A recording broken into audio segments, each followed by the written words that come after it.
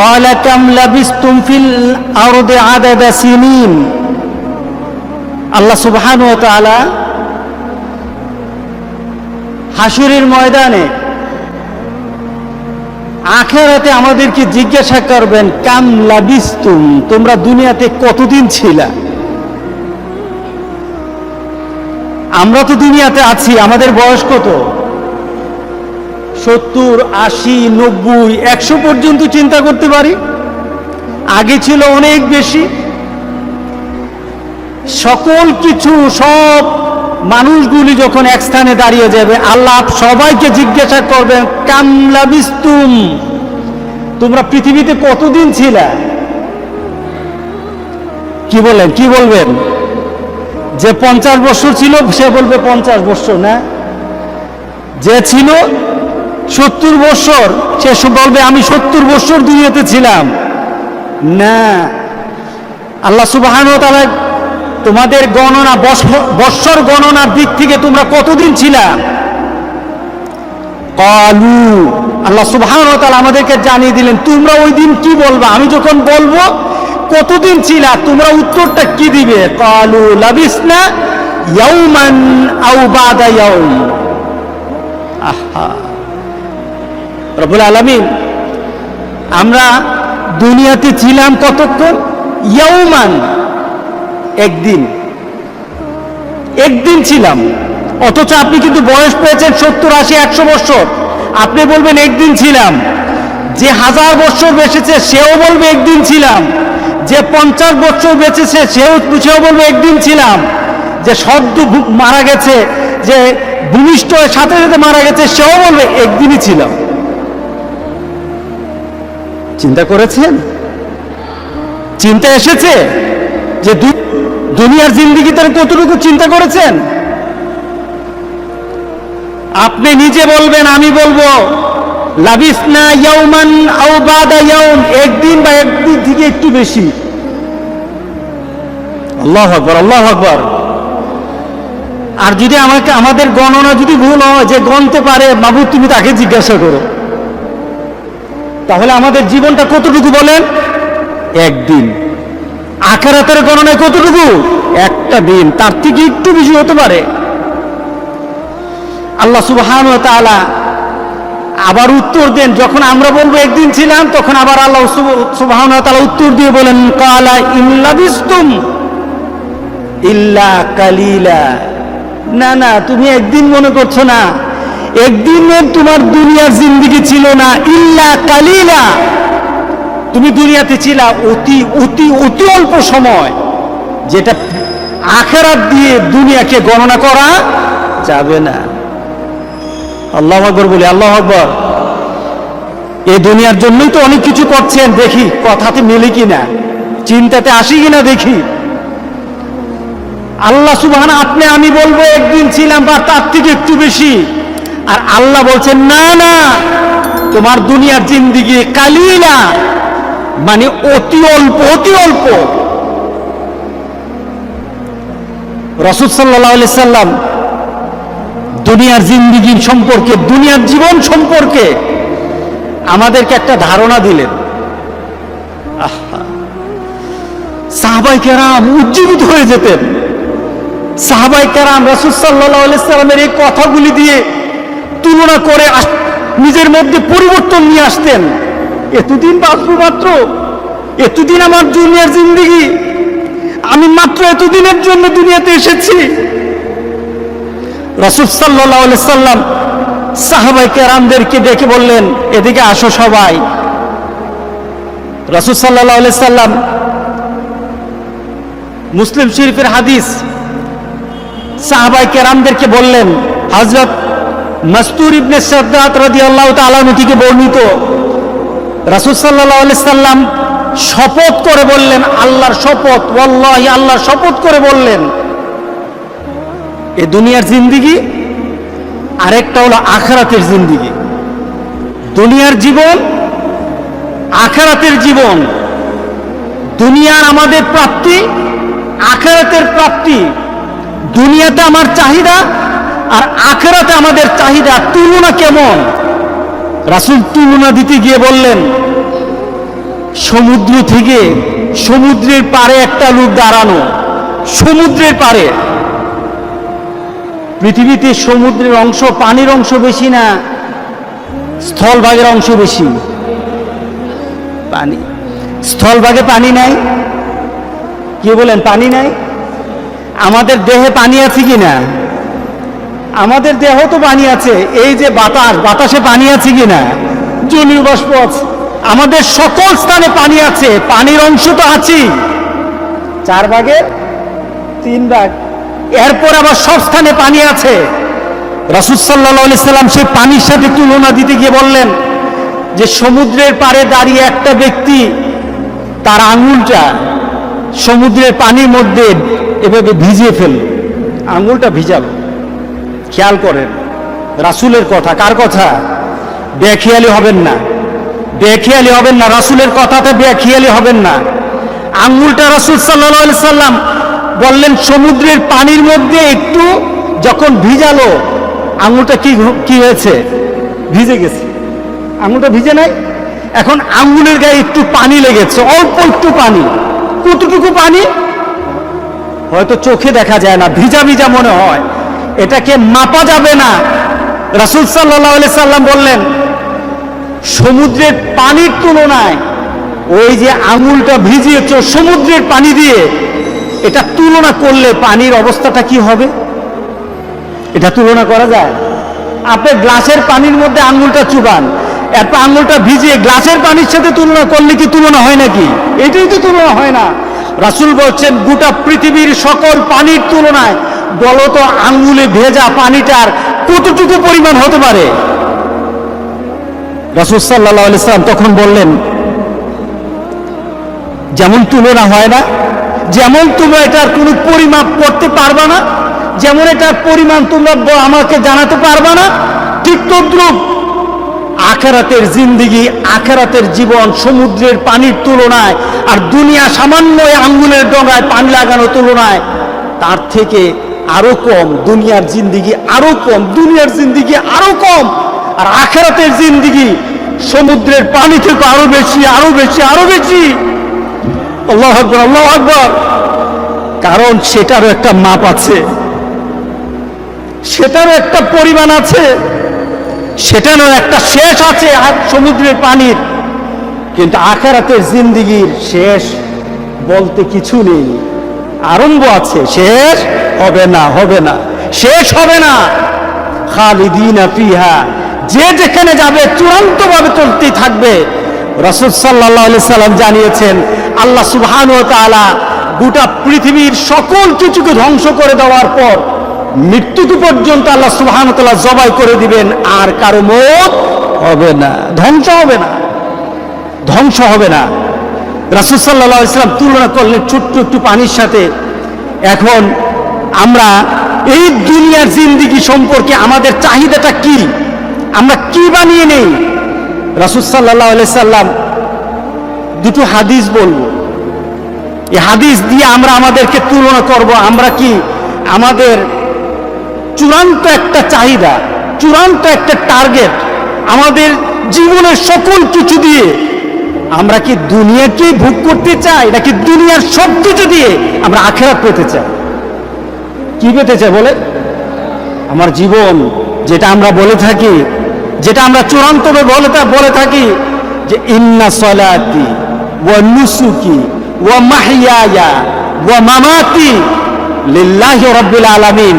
আমার জীবনের সকল চাহিদা, আমার জীবনের সকল করণীয়, আমার জীবনের সকল পর্যায়ে একটাই আমার চাহিদা, আমার রবের সন্তুষ্টি। কার সন্তুষ্টি? রবের সন্তুষ্টি। কার সন্তুষ্টি বলে? রবের সন্তুষ্টি। আমরা আল্লাহর সন্তুষ্টি নিয়ে আমরা চলতে চাই, আমাদের সকল কিছু দিয়ে আল্লাহ রবের সন্তুষ্টি চাই। রাসূল সাল্লাল্লাহু আলাইহি সাল্লাম দুনিয়ার জিন্দেগি নিয়ে একটা তুলনা দিলেন। তুলনাটা কি? কোন ব্যক্তি দুনিয়াতে তার সকল উদ্দেশ্য, টার্গেট, তার জীবনের সকল চাহিদা দুনিয়াকে বানিয়ে নেয়, এমন আছে না? সে চায় দুনিয়া, সে চায় দুনিয়া, দুনিয়ায় বাঁচতে থাকুক, দুনিয়ায় পেতে চাই। দুনিয়ার জন্য যা করা দরকার, যদি মারামারি করা লাগে দুনিয়ার জন্য মারামারি করব। যদি কারো সাথে সম্পর্ক নষ্ট করতে হয় তাহলে দুনিয়ার জন্য সম্পর্ক নষ্ট করব। যদি কারো খারাপ বলতে হয় দুনিয়ার জন্য খারাপ বলবো। কি বলেন, ঠিক আছে কিনা বলেন? যদি মা বাবার সাথে খারাপ আচরণ করতে হয় দুনিয়ার জন্য মা বাবার সাথে খারাপ আচরণ করে, ঠিক না? রাসূল সাল্লাল্লাহু আলাইহি সাল্লাম এই ধরনের আচরণ, যারা দুনিয়াকে পেতে চায়, শুধু দুনিয়াই চায়, দুনিয়াই চায়, দুনিয়াই চায়, তাদের ব্যাপারে রাসূল সাল্লাল্লাহু আলাইহি সাল্লাম কি বলছে দেখেন, মান আসাবহা মান কানাতিল আখিরাতু হুম্মা জাআলাল্লাহু গিনাহু ফি কলবিহি ওয়া জামালাহু শামলা। রাসূল সাল্লাল্লাহু আলাইহি সাল্লাম এই ব্যাপারে তুলনা দিতে গিয়ে বলেন যে যারা নিজেদের টার্গেট বানিয়ে নেয়, নিজেদের টার্গেট বানিয়ে নেয় আখিরাতকে, মান কানাতিল আখিরাতু হুম্মাহু, যে যার জীবনের চাহিদা আখিরাতকে বানিয়ে নেয়, টার্গেট আখিরাতকে বানিয়ে নেয়, তা আল্লাহ সুবহানাহু ওয়া তাআলা কি করেন, জাআলাল্লাহু গিনাহু ফি কলবিহি, আল্লাহ সুবহানাহু ওয়া তাআলা তার অন্তরকে আল্লাহ সুবহানাহু ওয়া তাআলা ধনী বানিয়ে দেন। আলহামদুলিল্লাহ বলি। আপনি টার্গেট করবেন আখিরাত, আপনি টার্গেট করেন আখিরাত। আল্লাহ সুবহানাহু ওয়া তাআলা বলেন মানুষ ধনী হয় দুটো দিক থেকে, একটা হলো সম্পদের দিক থেকে আর একটা হলো অন্তরের দিক থেকে। দুদিকে ধনী মানুষ। আল্লাহ সুবহানাহু ওয়া তাআলা বলেন সম্পদ নেই কিন্তু আখিরাতকে টার্গেট করেছো, এর জন্য তোমাকে আমি অন্তরের দিক থেকে ধনী বানিয়ে দেব। সুবহানাল্লাহ, সুবহান। এরপর ওয়া জামালাহু শামলা, আল্লাহ তাআলা তার সম্পদকে সহজ করে দেন, তার সকল কিছুকে সহজ করে দেন। সে একটা ঘর আছে, তার চলার মতো একটা কর্মের ব্যবস্থা আছে, তার পরিবারের পরিজন আছে, সে সব কিছু পেয়ে একটা সন্তুষ্ট চিত্তে 5 ওয়াক্ত নামাজ ঠিকভাবে আদায় করে, যখন যে সময় ইবাদত করা দরকার ইবাদত ঠিকভাবে করে, যখন রাতের বেলা ঘুম থেকে উঠে আল্লাহকে ডাকা লাগে সেইভাবে ডাকে, যখন ঘুমানো দরকার ঘুমায়, তার একটা তৃপ্তিময় চেহারা, তার একটা তৃপ্তিময় চেহারা সব সময় লেগেই থাকে। কিন্তু দুনিয়ার দিকে তাকালে দেখা যায় তার কিছু নেই, কিন্তু তার অন্তরের মধ্যে মনে হয় সে অনেক ধনী হয়ে গেছে। আছে কি না?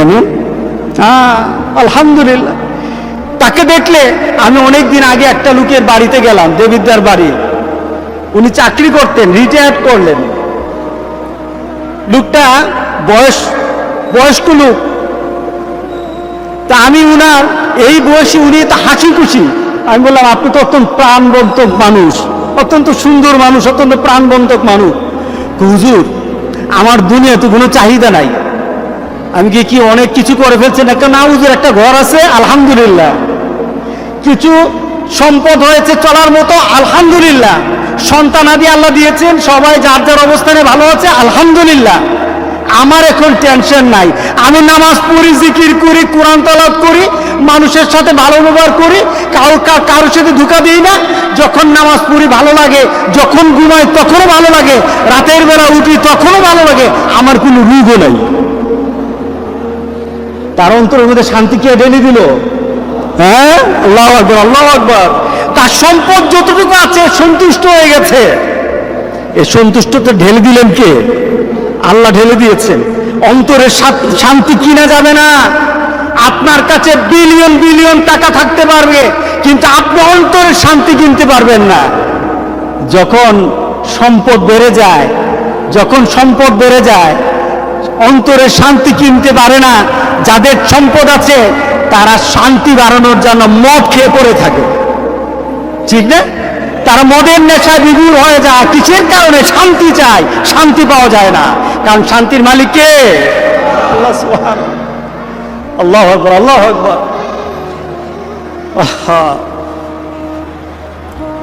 সে টার্গেট বানিয়েছে কোন জায়গায়? যে টার্গেট বানাবে আখিরাত, যে টার্গেট বানাবে আখিরাত, তার কোনো লস হবে না। আচ্ছা দেখুন মুমিনের চিন্তা, মুমিনের জীবনটা। আপনার হাতে 1 লাখ টাকা আছে, আপনি রওনা দিলেন ঢাকায়। এখন ঢাকা যাওয়ার পথে আপনার টাকাটা হারিয়ে গেছে, তখন আপনি চিৎকার দিবেন নাকি ইন্না লিল্লাহ পড়বেন? বলেন, আপনার হারিয়ে গেছে, আপনি চিৎকার দিবেন নাকি ইন্না লিল্লাহ পড়বেন? যারা দুনিয়ার চিন্তা করে এবং দুনিয়ার সম্পত্তি তার কাছে বড় হয়ে দাঁড়ায়, যারা দুনিয়ার সম্পদটাকে আখিরাতে ট্রান্সফার করতে চায় না, আমাদের প্রত্যেকটি জিনিসকে আখিরাতে ট্রান্সফার করে দিতে হবে। আমি খেতে বসি, বিসমিল্লাহ বলে খাই, আলহামদুলিল্লাহ বলে শেষ করি, তার মানে কি খাওয়াটা শেষ হয় নাই, আমার আল্লাহ শুকুরের মাধ্যমে, শুকরিয়ার মাধ্যমে এবং বিসমিল্লাহ বলে আরম্ভ করার মাধ্যমে আমি আমার খাদ্যটাকে জান্নাতে ট্রান্সফার করে দিয়েছি। আমি যখন ঘুমাই, আমার ঘুমটাকে আমি মনে করি যে আমার দেহের জন্য নয়, আমি আমার ঘুমটাকে দেই আমার শরীরটাকে তাজা করার জন্য, শরীরটাকে সুস্থ করার জন্য। কিসের জন্য? আমি যেন তাহাজ্জুদের নামাজটা পড়তে পারি, আমি যখন নামাজে দাঁড়াই আমার শরীর যেন ভালো থাকে, সুন্দরভাবে যেন 5টা ওয়াক্ত নামাজ পড়তে পারি। এই শরীরটাতে এনার্জি আনার জন্য আমি ঠিকভাবে ঘুমাই। এই ঘুমটাকে আল্লাহ সুবহানাহু ওয়া তাআলা জান্নাতের ঘুম বানিয়ে দিবেন। আপনি এটাকে কনভার্ট করতে পারছেন না জিনিসগুলিকে। আল্লাহ সুবহানাহু ওয়া তাআলা তোমার অন্তরে শান্তি বানাতে চাও, তোমার অন্তরটাকে তুমি ধনী বানাতে চাও, অন্তরে ধনী হন, অন্তরে ধনী হন। সম্পত্তি ধনী শান্তি নাই। আমাকে একজন বিশিষ্ট সম্পদশালী এই কোভিড-19 মধ্যে বলছে পেরেশানিতে ঘুম আসে না। কি ব্যাপার? যে আমার ব্যবসা প্রতিষ্ঠান, আমার সম্পদ, এগুলি কিভাবে রক্ষা করব? আমার কোটি কোটি টাকা হলো, হাজার হাজার কোটি টাকা আমার এখানে ইনভেস্ট করা আছে। এরপরে ব্যাংকের সাথে আমার বিশাল বড় একটা লোন আছে, ব্যাংকের সাথে আমার কি আছে? লেনদেন আছে। আমি যদি লেনদেনটা ঠিকভাবে না করতে পারি তাহলে তো আমার খবর আছে, আমার সম্পদ সব হারিয়ে ফেলবো। ঘুম হচ্ছে না, পেরেশানি আছি, পেরেশান বেড়ে গেছে, অসুস্থ হয়ে যাচ্ছি। সম্পদ আছে, অসুস্থতা বেড়ে গেছে। কিসের কারণে? তার অন্তরের মধ্যে কি নাই? ধনীত্ব নাই। তার অন্তরের মধ্যে আল্লাহ সুবহানাহু শান্তি ঢেলে দেয় নাই। সুতরাং শান্তি পেতে হলে আমাদের প্রত্যেকটি কাজ দিয়ে টার্গেট বানাতে হবে কোন জায়গা? জান্নাত। যারা বানাতে পারে, রাসূল সাল্লাল্লাহু আলাইহি সাল্লাম বলছেন তাকে আল্লাহ সুবহানাহু ওয়া তাআলা অন্তর দিয়ে ধনী বানিয়ে দেন। এরপরে রাসূল সাল্লাল্লাহু আলাইহি সাল্লাম বলছেন ওয়া আতাতহু দুনিয়া ওয়া হিয়া রাগিবা, আর দুনিয়াকে সে মনে করে এই জায়গা আমার ভালো না, এটা আমার জন্য ভালো ব্যবহার করবে না, দুনিয়া কখনো আমার সাথে ভালো আচরণ করবে না। সে দুনিয়া থেকে যে কোনো আচরণ পায়, দুনিয়া থেকে তার কোনো জিনিস হারিয়ে যায়, সে তখনই সাথে সাথে আল্লাহর দরবারে বলে ইন্না লিল্লাহ। আল্লাহ আকবার বলেন না? যে কোনো জিনিস তখন তার দুনিয়ার মধ্যে তার সাথে যে কোনো জিনিস যখন উল্টো হয়ে যায়, সে তখনই বলে ইন্না লিল্লাহ, ইন্না লিল্লাহ, ইন্না লিল্লাহ। আল্লাহু আকবার।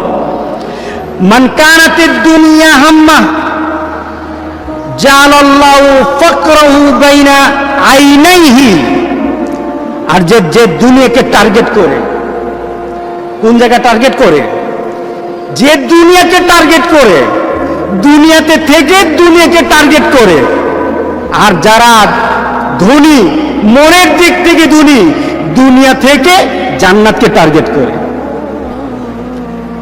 আমি অনেক সময় কথাটা বলি যে গাড়ি যে ড্রাইভ করে, গাড়ি যে চালায়, সে কি গাড়ির চাকার দিকে তাকায়, গাড়ির দিকে তাকায়, নাকি গাড়ির সামনে তাকায়? কতটুকু সামনে? অতি সামনে নাকি অনেক দূরে? অনেক দূরে, প্রায় 10, 15, 20 হাত নয়। তার চোখের দৃষ্টি যতটুকু আছে তার গাড়িকে টাচ করতে পারে আরেকটা গাড়ি, ওই দূরত্ব পর্যন্ত তার দৃষ্টিটা ঠিক রাখতে হবে, ঠিক না? এর জন্য গাড়ি চালকদের একটা বিষয়ে সবচেয়ে বেশি নজর দেওয়া হয়, এটা হলো দৃষ্টি। দৃষ্টি কম গাড়ি চালানো যাবে না। লোকটা দূরে তাকিয়ে যখন গাড়ি চালায় গাড়ি চলবে ভালো, ঠিক না? গাড়ির ড্রাইভার যদি তার দৃষ্টিটা দূরে রাখে তাহলে গাড়ি চলবে ভালো, কিন্তু গাড়ির ড্রাইভার যদি গাড়ির দিকে তাকিয়ে থাকে গাড়ি চলবে? গাড়ি চলবে? কতক্ষণ খালে যেতে লাগবে, আরেকজনকে অ্যাক্সিডেন্ট করতে কতক্ষণ লাগবে? বেশিক্ষণ লাগবে না। তো তারও, সে নিজেও ধ্বংস হবে, গাড়িতে যারা আছে তারাও ধ্বংস হবে, ঠিক না? এটাকে কি বলে? খাসেরা দুনিয়া বলে, আখেরা। দুনিয়াও তার শেষ, আখেরাত শেষ। যারা দুনিয়াকে টার্গেট করে, তারা দুনিয়ার দিকে তাকায়, তারা ধ্বংস হয়ে যাবে। আর যারা এখান থেকে ওই আখেরাতের দিকে তাকায়, গাড়ির ড্রাইভার দূরে তাকিয়ে যখন গাড়িকে সুন্দরভাবে চালাতে জানে, একটা মানুষ দুনিয়া থেকে যখন আখেরাতকে টার্গেট করে সে সুন্দরভাবে দুনিয়া তো চলতে জানে, আর আখেরাত আল্লাহ সুবহানাহু ওয়া তাআলা জান্নাতের রাস্তায় উঠিয়ে দিবেন, মৃত্যুর পর থেকে উঠিয়ে দিবেন, মৃত্যুর পর থেকে উঠিয়ে দিবেন। আল্লাহু আকবার, আল্লাহু আকবার। সুতরাং রাসূল সাল্লাল্লাহু আলাইহি ওয়াসাল্লাম বলতেছেন, মান কানাতিদ দুনিয়া হাম্মাহু, যে দুনিয়াকে তার টার্গেট বানায়, দুনিয়াতে তার টার্গেট বানিয়ে নিল, জাআলাল্লাহু ফাকরাহু বাইনা আইনাই, তার এত সম্পদ। আপনি বাংলাদেশের বড় বড় ধনী যারা আছে তাদেরকে গিয়ে বলেন অবস্থা কি, ওষুধ ছাড়া ঘুম আসে না। আর একজন রিক্সাওয়ালা, একজন টেম্পু ড্রাইভার, একজন আপনার বাড়িতে কাজ করে, একজন ডে লেবার, তাকে জিজ্ঞাসা করেন ঘুমাও কখন? খাই আর ঘুমাই। সুবহানাল্লাহ বললেন না? খাই আর ঘুমাই। তার মানে কি? তার সম্পদ কম কিন্তু ভিতরের সম্পদ অনেক বেশি। আর ওই লোকটার সম্পদ বেশি কিন্তু ভিতরে কিছু নাই। ভিতরে কি? জীর্ণ শীর্ণ, কিছু নাই, কিছু নাই। আল্লাহ সুবহানাহু ওয়া তাআলা, রাসূল সাল্লাল্লাহু আলাইহি ওয়াসাল্লাম বলতেছেন, যে দুনিয়াকে টার্গেট করে, দুনিয়াকে ব্যবহার করে, তাকে আল্লাহ সুবহানাহু ওয়া তাআলা জাআলাল্লাহু ফাকরাহু ফি আইনাইহি, তার দৃষ্টিতে আল্লাহ সুবহানাহু ওয়া তাআলা তার দৃষ্টির সামনে গরিবী হালাতকে ঝুলিয়ে দেন, গরিবী হালাতকে ঝুলিয়ে দেন। প্রমাণ চান? বাংলাদেশের লিস্ট করা কতজন, কয়েকজন ধনীর সাথে আপনি কথা বলেন, ব্যাপারটা কি? বাইরে এই ব্যাংকে এত হাজার কোটি টাকা, এই ব্যাংকে এত হাজার কোটি টাকা, এই ব্যাংকে এত হাজার কোটি টাকা, আমার কাছে কিচ্ছু নাই, ঠিক না? বাংলাদেশের একজন বিশিষ্ট ধনী, অনেক বড় ধনী, নামটা বললাম না, এক ডাকে চিনে ফেলবেন। আমাকে একজন আরেক ধনী, কিন্তু সে ওই মানের ধনী না আর এই জাতের ধনী না, ধনী লোকটা ধনী। উনি একবার মক্কাতে আমার সাথে কথা বলছে, তো ওনার একসাথে রুমে আমরা কথা বলছি, কথা প্রসঙ্গে এই ব্যক্তি সম্পর্কে কথা হলো। আমি বললাম লোকটা এত ঋণ, এত ঋণ, তার ব্যাংকের এত ঋণ, লোকটা ঘুমায় কিভাবে? লোকটা ঘুমায় কিভাবে? তা আমাকে বলছে যে উনি যদি ব্যাংকের ঋণ শোধ করতে চায়, যে আমি ব্যাংকের ঋণগুলি দিয়ে মরব, আমি আমার ব্যাংকের ঋণ দিয়ে আমি মরতে চাই। ঋণগ্রস্ত হয়ে যেন আল্লাহ কাউকে না মারে, বলেন আল্লাহ আমিন। ঋণগ্রস্ত অবস্থায় যেন কেউ আল্লাহ আমাদেরকে দুনিয়া থেকে না নেন। যার যা ঋণ আছে দেওয়ার মতো যোগ্যতা যেন মৌতের আগে আল্লাহ সুবহানাহু ওয়া তাআলা সবাইকে দান করেন। আমিন বলি সবাই। রাসূল স্বয়ং দোয়া করেছেন, স্বয়ং দোয়া করেছেন, দোয়া শিক্ষা দিয়েছেন ঋণগ্রস্ততার জন্য।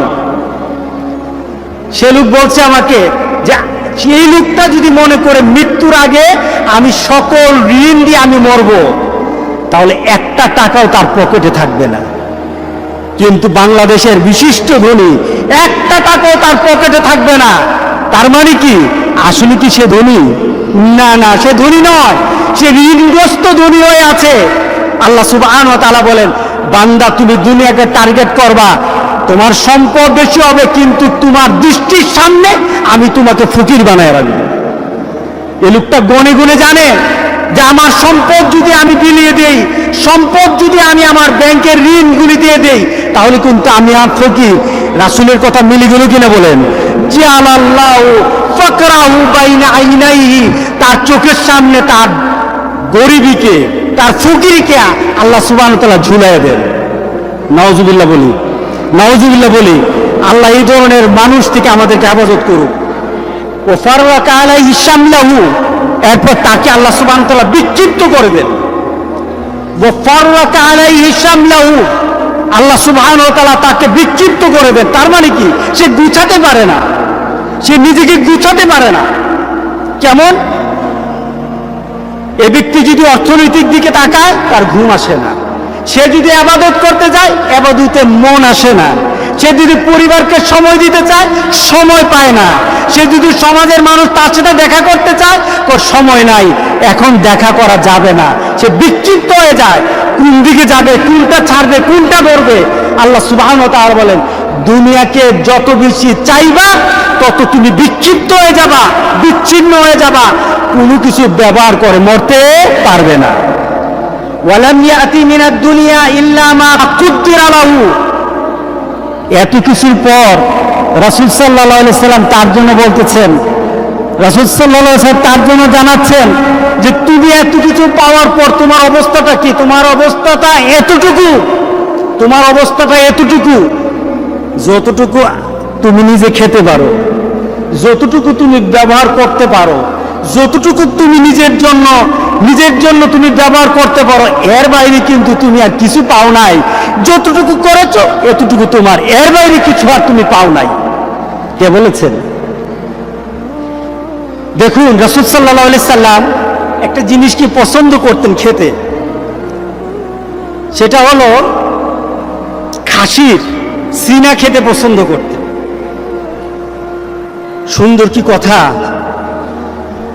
তো রাসূল সাল্লাল্লাহু আলাইহি সাল্লামের ঘরে একবার দুম্বা আসলো, জবাই করা হলো। জবাইয়ের পর পাশে দিয়ে লোক আসা আরম্ভ হলো। গরিব মানুষ কিছু চায়, কিছু যে চায় তাকে দেওয়া হয়, যে চায় তাকে দেওয়া হয়। মা আয়েশা সিদ্দিকা রাদিয়াল্লাহু তাআলা বন্টন করছেন, দিচ্ছেন দিচ্ছেন দিচ্ছেন। অথচ রাসূল নিজের জন্য জবাই করেছেন। মা আয়েশা সিদ্দিকা রাদিয়াল্লাহু তাআলা যে আসে যায়ে চায় তাকে খালি দিচ্ছেনই দিচ্ছেন। দেওয়ার এক পর্যায়ে দেখা গেল সব শেষ, ছোট্ট যে বুকের অংশটা রেখে দিলেন। কারণ এটা কি রাসূল পছন্দ করেন, রাসূলকে খাওয়াবেন, এটা রেখে দিলেন। রাসূল সাল্লাল্লাহু আলাইহি সাল্লাম তার পছন্দের জিনিসটা মা আয়েশা রেখে দিলেন। এমন সময় একটা লোক আসলো, কিছু চাইলো। মা আয়েশা বললেন, আমার কাছে কিছু নেই, শুধু এতটুকু জিনিস আছে, এতটুকু জিনিস আছে, এটা আমি দিয়ে দিলে রাসূল সাল্লাল্লাহু আলাইহি সাল্লামকে আমি খাওয়াতে পারবো না। রাসূল কথাটা শুনলেন, রাসূল কথাটা শুনলেন। আয়েশা রাদিয়াল্লাহু তাআলা আনহার কাছে আসলেন, এসে বললেন, আয়েশা ঘরে কি আছে? ইয়া রাসূলুল্লাহ, এই টুকরাটা আছে শুধু আপনার জন্য, বাকি সব দিয়ে দিয়েছি, এই টুকরাটা শুধু আছে আপনার জন্য। রাসূল সাল্লাল্লাহু আলাইহি সাল্লাম বলেন, আয়েশা এতক্ষণ পর্যন্ত যেটা দিয়ে দিয়েছো এটার মালিক আমি হয়েছি, এটার মালিক তুমি হয়েছো। আর যেটা এখন ঘরে আছে এটার মালিক আমি নই। কারণ এটা খাওয়ার যোগ্যতা, খাওয়ার অবস্থা আমার আছে কিনা আমি জানি না। আয়েশা এটা তাড়াতাড়ি দিয়ে দাও, আমি দুনিয়াতে খেতে চাই না, আমার আখিরাতে আমি জমাতে চাই। রাসূল সাল্লাল্লাহু আলাইহি ওয়াসাল্লাম ঠিক ওই কথা বললেন যে দুনিয়াতে মানুষ যাই অর্জন করুক, তার তাকদীরে যতটুকু আছে সে অতটুকু ব্যবহার করে দুনিয়া থেকে চলে যাবে, এর বেশি সে ব্যবহার করতে পারবে না। এটাই হলো আমাদের দুনিয়া। সুতরাং চলুন আমরা দুনিয়াকে একটা টার্গেট বানিয়ে নিই। রাজি আছেন সবাই? আমরা দুনিয়াকে টার্গেট বানাতে চাই, রাজি আছি সবাই? আমরা কি দুনিয়াকে টার্গেট বানাবো? রাসূলের হাদিস অনুযায়ী আখিরাতকে টার্গেট বানাবো? বলেন আমরা কোথাকে টার্গেট বানাবো? বলেন, মান কানাতিদ দুনিয়া হাম্মাহু ফাররাকাল্লাহু আমরাহু। এরপর রাসূল সাল্লাল্লাহু আলাইহি ওয়াসাল্লাম ইবনে মাজার আরেকটা হাদিসে বলতেছেন, মান কানাতিদ দুনিয়া হাম্মাহু, যে দুনিয়াকে গুরুত্ব দিবে আল্লাহ সুবহানাহু ওয়া তাআলা তার সকল কিছুকে বিক্ষিপ্ত করে দিবেন। ওয়া জাআলা ফাকরাহু বাইনা আইনাই। আবার আরেকটা হাদিসে রাসূল বলতেছেন, আবার নতুন করে বলছেন, যে জালা ফাকরাউ বাইনা আইনাই, তার চোখের সামনে গরিবকে, ফকিরাত দন্যতাকে, গরিবকে তার সামনে চোখ ঝুলিয়ে দিবেন। ইল্লা মা কুতিবা লাহু, সে অতটুকু দুনিয়া ব্যবহার করতে পারবে যে যতটুকু তার তকদিরে আছে। ওয়ামান কানাতিল আখিরা নিয়াতাহু জামা আল্লাহু লাহু আমরাহু জালা গিনাহু ফি কলবিহি। রাসূল সাল্লাল্লাহু আলাইহি সাল্লাম বললেন, যে আখিরাতকে নিয়ে তার নিয়ত বানিয়ে নেয়, টার্গেট বানিয়ে নেয়, নিয়ত বলা হয়েছে এখানে, নিয়ত বানিয়ে নেয়, জামা আল্লাহু লাহু আমরাহু, আল্লাহ সুবহানাহু ওয়া তাআলা গোটা পৃথিবী তার জন্য সুন্দর বানিয়ে দেন। শুধু তাই নয়, তাকে মনের দিক থেকে ধনী বানিয়ে দেন। ওয়া আতাতহু দুনিয়া ওয়া হিয়া রাগিবা, আর দুনিয়া তার কাছে দুনিয়াটা বাধ্য হয়ে তার কাছে দুনিয়াটা চলে আসে, দুনিয়াটা তার কাছে বাধ্য হয়ে চলে আসে। সুতরাং আজকে চলুন আমরা আখিরাতকে টার্গেট করি। যদি করি, আমি দুইজন মনীষীর কথা বলবো, তার জীবনের চাহিদা। হাবিব আবু মুহাম্মদ রাহিমাহুল্লাহ, উনি ওসিয়ত করতেন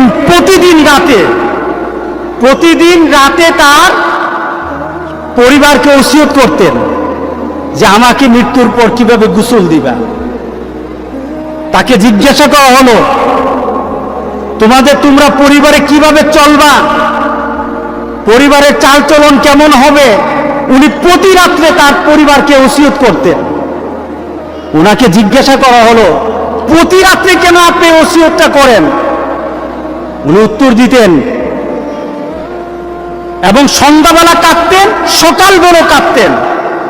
তার কাঁদার কারণ জিজ্ঞাসা করা হলো, ওসিয়তের কারণ জিজ্ঞাসা করা হলো। উনি বলতেন, সন্ধ্যা যখন আসে আমি সকালের জন্য চিন্তা করতে পারি না যে সকালটা আমার জন্য উদয় হবে। সকালটা যখন আসে আমি আমার নিজের জন্যই চিন্তা করতে পারি না যে সন্ধ্যাবেলা আমি বেঁচে থাকব। সুতরাং আমি আমার জীবনের যা করার এই মুহূর্তে আমি আমার করে নেই, আমার পরিবারকে বলে নেই। মুহাম্মদ ইবনে ওয়াইস, উনি ঘুমানোর সময় তার পরিবারকে বলতেন, আল্লাহর হাওয়ালা করে দিতেন, আল্লাহর হাওয়ালা করে দিতেন।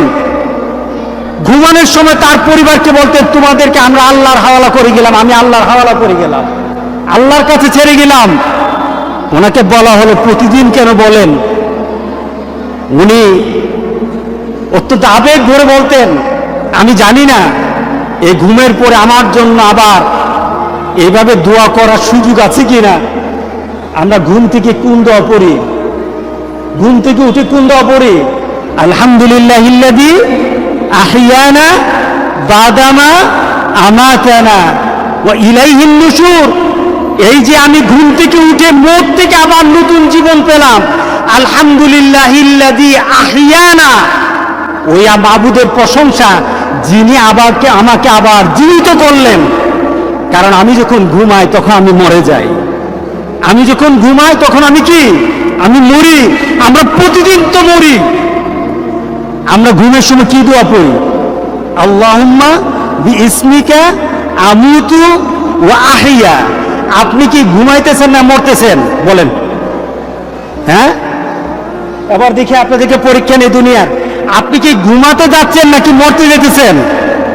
আপনি ঘুমাইতে যাইতেছেন না, কিন্তু দুয়ার মধ্যে কি বলতেছেন?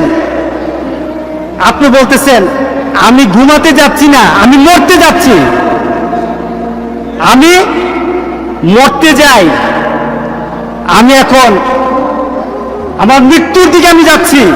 আল্লাহুম্মা বিইসমিকা, আয় আল্লাহ, আর তোমার নামে, বিইসমিকা আমুতু ওয়া আহিয়া, তোমার নামে মরি আবার তোমার নামে জীবিত হই।